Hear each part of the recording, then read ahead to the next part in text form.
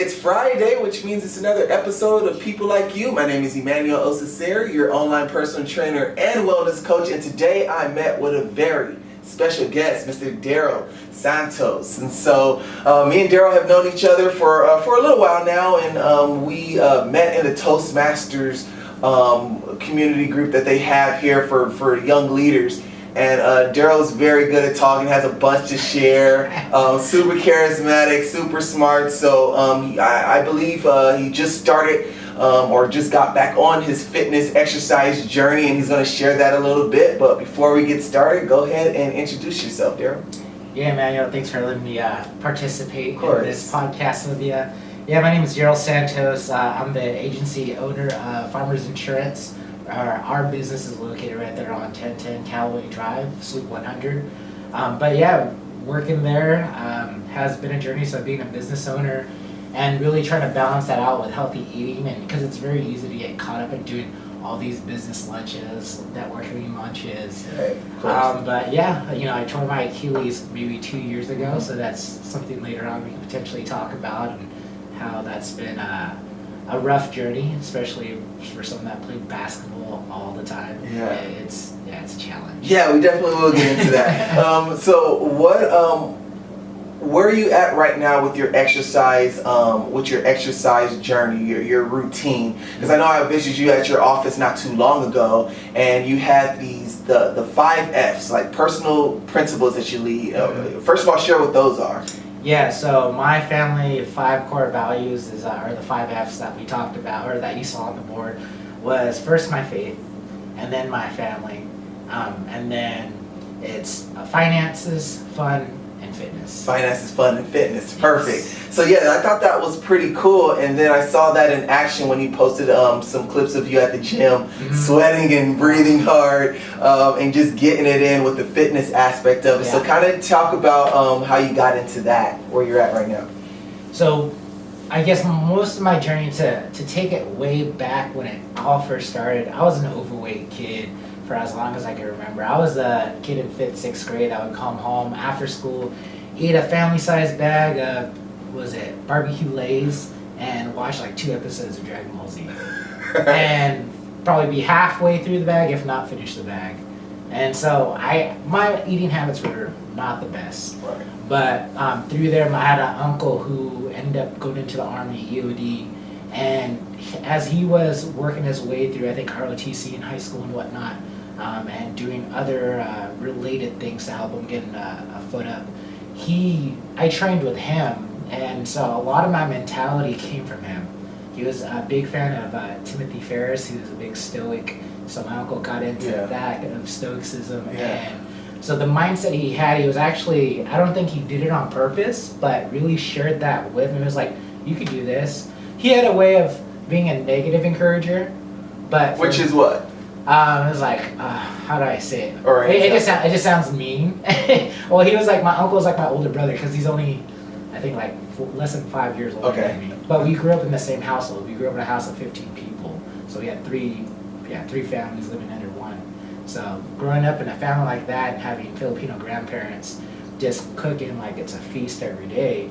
Again, Filipino food is not the healthiest, especially the lumpias and all that. But yeah, where I'm at right now in regards to my journey, it's frustrating, in all honesty, because I was the person who did P90X probably twice, was successful at it, and then did Insanity about 2 or 3 times, and was successful at it, and was able to do push-ups. My intensity was good, my conditioning was good, but again, what it comes down to is a lot of sustainability. Right. In regards to how often are you working out, what are you eating, and then what really changed was more of just life-changing, going from being a college student to now being a working professional, and then getting married. That's a whole new phase, right? Because now you're not only eating for yourself, you're eating for 2. Right. And then now owning a business and trying to still be able to work out and eat well. And right now I got on this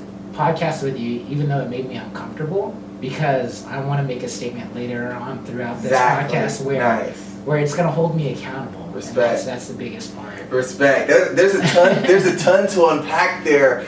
I want to start with your uncle, going back to your uncle, Yeah. and just kind of the influence that he had on you. What were you doing stuff together with him, or did you just kind of start to taper off and do your own things? Did you take that motivation or that tough love that he gave you and then just kind of hone it into yourself, or did you work with him? So my uncle is again, he's a loving guy. He was different because he's half white, half Filipino. Right. And then that's a whole nother story. But with him, I would go work out with him. We would go run on the beach together. And I still remember that run to this day. One of the worst runs I have ever done. We did about a mile. And on the way back, I just remember him, come on, you can do it. He's like, you don't want to be that fatty. He's like, you know you want to do it, come on. So again, it was like negative, but also positive at the same time. For me, I didn't know any better. I was young. But through that journey of doing that with him, it really resonated with me, as you can see, like, my facial expressions, how it has affected me. I've actually had that picture in my mind as I really pushed myself. Right. A lot of it was very mental, from that point moving forward, because like I said, I'd come home and play, watch TV and eat snacks, junk food. There was a point in time where I was like, okay, I'm not making the team, but I'm playing recreationally at the park. Right. And I still want to be good. So Right. I ended up running 3 miles around my apartment complex when I was younger, I think like in junior high or something, to get my weight under control. Nice. You mentioned something earlier, and I appreciate the honesty as far as you being frustrated and stuff with where you're currently at. But you mentioned something that I think is a buzzword to help with that, and that's consistency. Mm-hmm. And I'll never get tired of preaching consistency. And I think part of it is just starting off small. Like you went, like doing P90X and Insanity. Like I did Insanity with my girlfriend like a couple months back, and it's no joke. So to commit to doing something that intense long term, first of all, I commend you for it.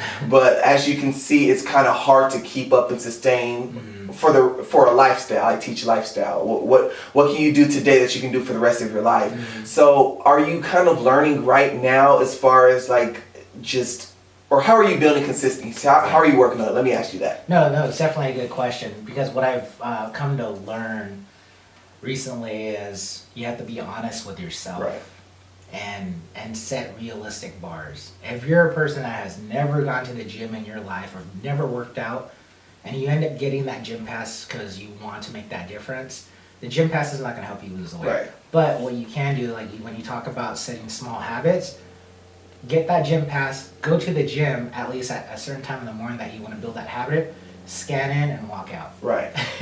No, it's that simple, and just like matching your workout to your lifestyle. Mm-hmm. What works for you as an insurance agent, as a business owner, may not be sustainable for your wife or your friends and stuff like that. Like It's about what works for me, Daryl, where I'm at. Mm-hmm. And your schedule, I'm sure, changes throughout the year, or at least every couple of years. And so just finding that consistency and that adaptability to, am I doing the bare minimum that I can do, and stuff like that. So I think that's really cool. I think that's what it's all about, really. What are some benefits that you're seeing as far as what your exercise is helping you with? Like, is it helping you with focus at work? Is it helping you to sleep better? Do you feel more energetic, confidence, anything? Yeah, so working out, especially being a business owner, and also being someone that's always trying to find ways of bettering oneself. Right. So again, for me, I've really picked up a lot of reading, a lot of audios, and trying to spend more quality time with my wife. And my wife and I, her fitness journey has definitely, like, she probably should be one of your guests in all honesty. Nice. Because her journey in this past year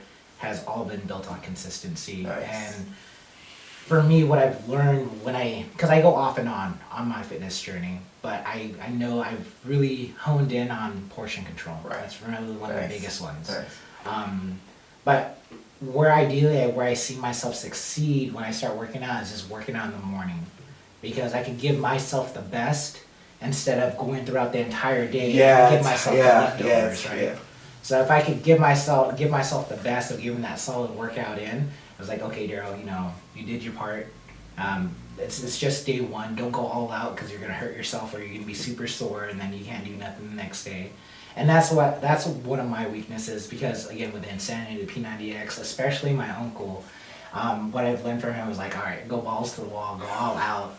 0 to 100. Yeah, and I was like, and again with me is like for me being the mental guy is like, oh, I've done this before, I can do it again, but my body is not there. So that's one of the toughest things. But coming up in the morning and giving myself the best is what I've learned that's worked. Yeah, for sure. And I'm actually ironically this next Tuesday's video that I'm going to do, my Tuesday tips and tutorial video, is actually going to be on helping people who have taken time or fallen off from the gym workout. And I think I want to title it something like how to bounce back after you fall off. And I find it that so many people, they want to, but once they fall off, that becomes habit, and then they want to jump back in, and like you say, balls to the wall. They just want to like 0 to 100 and just like, all right, well, I've missed the last 3 months of working out. Let me try to hurry up and make that up by doing this 2-hour CrossFit insanity workout. And it's like, no. Start off small, and it's one of the things I'm going to talk about is about just starting off small, and then you're a smart guy. You know a lot of quotes. I don't know if you heard the one, success builds upon success, or the feeling of success builds upon success. It's sort of like when you do something small consistently, it builds momentum, and then that helps you along the fitness journey to gradually, incrementally. So what do you think about that? Yeah. No, I agree with you 100%. There's a book called The Compound Effect by Darren Hardy. Right. And have you read that? No. So with that book though, it's really talking about consistency. Okay. And then there's a chapter in it, I believe it's called Big Mo. So for momentum. Yeah. And that's exactly what it is when it, because I seen it with myself and my wife. We actually have worked out primarily of not eating meat since December last year. And again, we just did it with small things over time, and then eventually, primarily we don't eat meat at home. But if we go out and eat meat, that's perfectly fine. But again, it's like in portion control, like you said. But going in regards to the gym, and for me, I'm doing more kettlebell exercises than anything than actual heavier weights and whatnot, like back in CrossFit when I used to do that. Nice. More for mobility reasons and also longevity. Just as a human being. Yeah, for sure. That's awesome. I want to go back to what you said at the beginning, and that is your Achilles injury. Mm-hmm. So I've had surgery on my knee before, and I know that's how that's affected my workouts and even just mentally as well too. Kind of talk about the process of how that was, how it affected your exercise. And yeah, oh man. It's a dark place sometimes, man. Because Achilles is actually, that's a 9 to 12 month rehab, about 9 to 12 months, and so is ACL. So if you're consistent. If you're consistent, it could be longer, exactly. Right. So I'm on the non-consistency part of that, unfortunately. But that's why I went to the kettlebells and whatnot. But when I first tore my Achilles, I was thinking to myself, man, I'm never gonna play basketball again. Like full on balls to the wall type of thing. And I was really sad when that happened because I enjoy all my friends play basketball.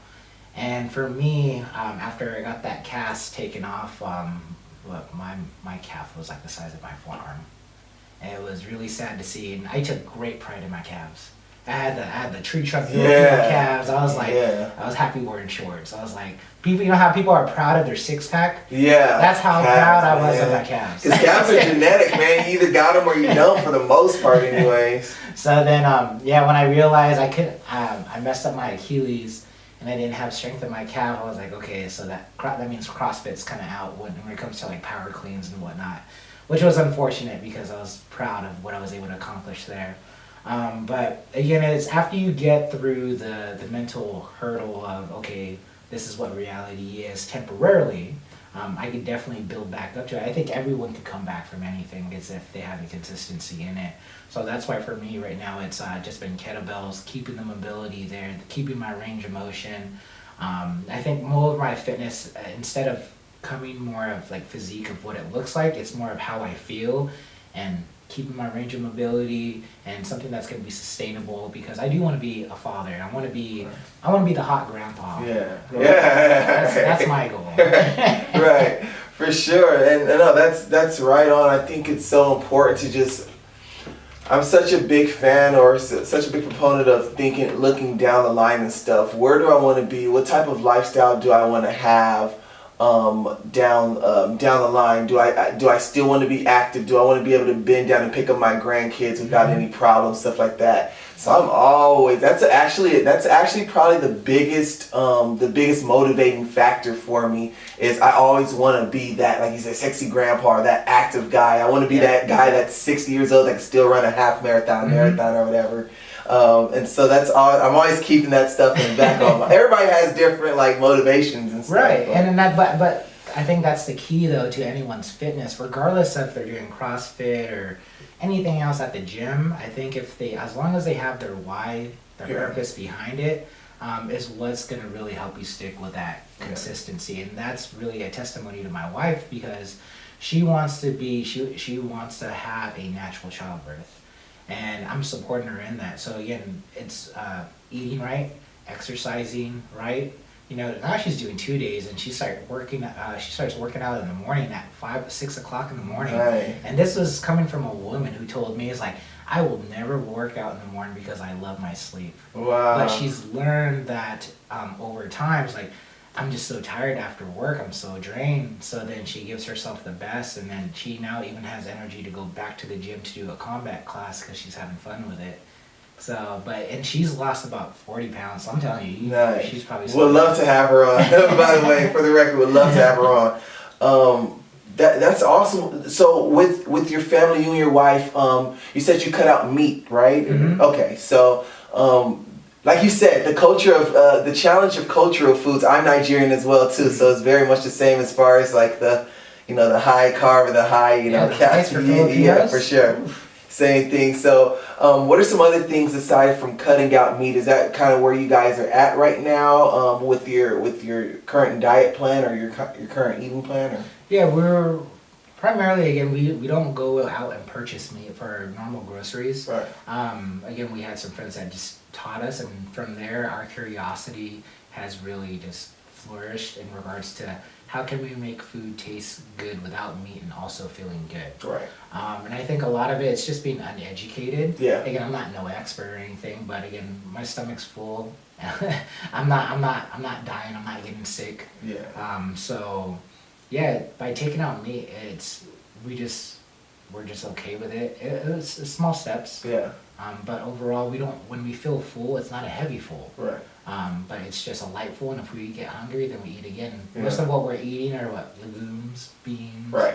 For protein. Yeah. And it's no complaints. I think we've really been on this chili going that's like for the past 2 weeks. It's just that good. Yeah, for sure, man.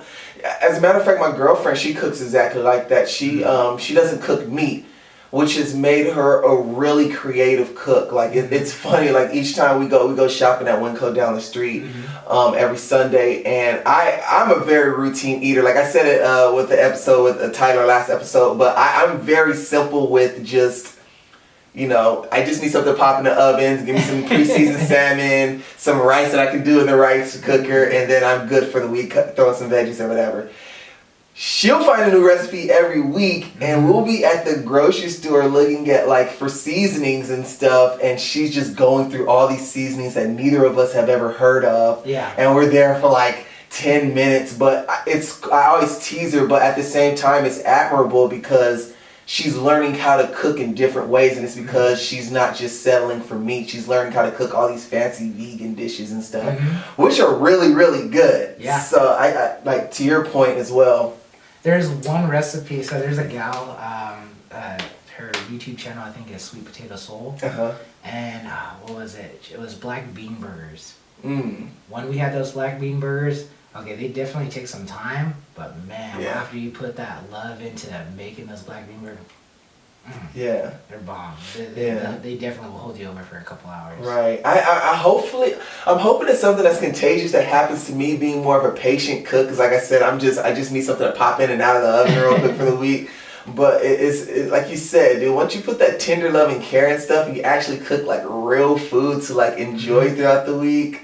It's awesome. It just takes time. Yeah, and so what we do, we prep. Right. We'll prep on. So we'll go to the grocery store. We can go as well on Sunday, and then we'll prep our food and cook up until Wednesday, and then we'll end up cooking again on a Wednesday to hold us over to the weekend. Right. Right. So, but yeah, it's definitely, and that's being busy for sure. I think by prepping your food, it helps out a lot. Yeah. Yeah. For sure. What are some goals that you have overall? You may have touched on it a little bit. Where are you at with what you're working towards? So when I say goals, what's your motivation, I guess, or your desire personally? Is it consistency? Is it just, do you have a target that you're aiming for? So I think it was like 3 months ago, I told my wife, my heaviest was 275, and I'm 5'5", so that's pretty heavy. And I told my wife it's my legs. My thighs are really big. Right. I got heavy legs. Works every time. But yeah, so now I'm down to 245, and that's where I was 3 months ago. So it's still been consistent, even though I've been going to the gym. I wanted to get down to 3 months ago. I wanted to get down to 168 by June next year. The reason it may sound weird to people listening, but it's for a life insurance policy. Because again, how life insurance works when it comes to your weight, they don't discriminate either. It's just you weigh this, and this is what your body mass index should be, and this is your rate. So I want a really good rate for the rest of my life. People don't, you know what? That's something to really think about. Like, people don't really think about that as well too. So, but I mean, the reality of it, I don't know. I mean, it can be possible, but I know like at 205, 210, or 205 to 215, that's where, for me, ideally, I remember what I looked like, I remember how I felt, and that was great. Essentially, the number's not too much of a big deal for me personally. It's more of my uncle, that same uncle I'm talking about, he's like, it's more about how you feel and how you look. Right, exactly. So, but yeah, I would like to get down to back to 205, 215 ideally, looking like that, and if I could get back into CrossFit and building up my calf again in order to start doing some power cleans or something. Yeah. Most def, man. Hey, so towards the end of each episode, you've shared a lot of great stuff. I know you read a lot of books and you have a lot of knowledge that you can apply to like fitness and life. I like for my guests to leave one piece of fitness advice that helps you along your fitness journey, no matter where you're at. What can you leave with our listeners, whether it's a quote, a book to read, a mantra that you have? So I got two quotes. Well, the first quote is, if you think you can or you think you can't, you're correct. Right. Henry Ford, right? Right. And then the other one's not necessarily a quote, but it's more of a request of you to yourself is, respect yourself, talk to yourself. A lot of fitness and even in life is self-talk. Right. So when you're working out and you're trying to get that last push-up in, or you have 2 push-ups to go, what are you saying to yourself when you're struggling? Like, come on, you were here before, you could do it again. Just do it one more time. Get down. All right, now push up. Yes, you're struggling. Keep going. And you have to just you have to be your biggest cheerleader. Right. Is the biggest part of it. No, that's very interesting. I read somewhere like a random stat a while ago that people who talk to themselves have a higher, tend to have like it shows like an indicator of intelligence almost sort of thing. Okay. And I think it kind of has to do with what you said as well too, because I think it's so easy to just. I like what you said, like what's going through your mind when you have one push-up left to do or one pull-up left to do. Are you uplifting yourself, or are you just like, are you your worst critic to the point of just not doing it at all sort of thing? No, for sure, I agree with you. And even part of some networking groups, like some people they sucker punch themselves when they're selling themselves. And they're like, mortgage is boring. What? I'm like, why are you saying that? This is what you do. Right. You should be excited about it. And again, when we work out, we should be excited about it and saying like we're doing something great for ourselves. Yeah. It's like, I'm doing this. Whatever your why is behind it. For my wife, she wants to be able to have a natural birth, and she wants to be able to be there for her kids. Nice. So then for me, it's just like I want to be there for my wife and kids as well. And it's just again, with a lot of the books I read and audios I listen to, the biggest part is, what's your self-talk like? Right. What are you telling yourself? Are you yourself's biggest cheerleader? Right, exactly. I like that. Great stuff. So, towards the end of each episode, I like to have some fun with my guest and kind of see how your mind works with some rapid, quick-fire questions. Let's go. Are you prepared? Let's do it. Of course you're prepared. All right, what is the first thing Daryl thinks of when he wakes up? Gratitude. Gratitude. That's a good one. Would you rather be a master of every musical instrument or fluent in every language? Ooh, language. Language. Would you rather be a deep sea diver or an astronaut? That's a good one. I know it gets people every time. Yeah. Both are unknown, so I'll say astronaut. Astronaut. I think most people say astronaut. I'd rather do deep. Actually, I said I would rather do deep sea diver, and then I saw a picture like randomly on Google, and it was just like the sea can get pretty dark. Like once you get past a certain level where the sunlight's not permeating through the water, it's like pitch black down there. I'm That's like, where you get all those illuminating. yeah, I'm cool on that. Not that deep. Not that deep. Would you rather take a guaranteed $100,000 or a 50-50 shot at $1 million? I'll take the 50-50. Me too. Tacos or pizza? Ooh. I could eat a lot of both. So, if they're both quality is good, Yeah. pizza. I'll go with pizza. Pizza, okay. Dogs or cats? Dogs. Breakfast or dinner? Breakfast. Netflix or YouTube? YouTube. Money or free time? Free time. Beach or mountains? Ooh. Beach. Winter or summer? Winter. It's hot. Yeah, no, it's so hot out here. What did you want to be as a kid growing up? Ooh. That's a good one. Yeah. Because I've talked a lot about it, or not talked a lot about it, but heard a lot of people ask that question. I always try to think back, and to be honest, I don't know if there was really anything. I think it was more of, I think I realized I wanted to have money. Yeah. When I was young. Yeah. Just because I know we didn't have much. Right. So. No, I expect that. Yeah, that makes sense. And you're doing that now. One famous person, dead or alive, you'd love to have dinner with?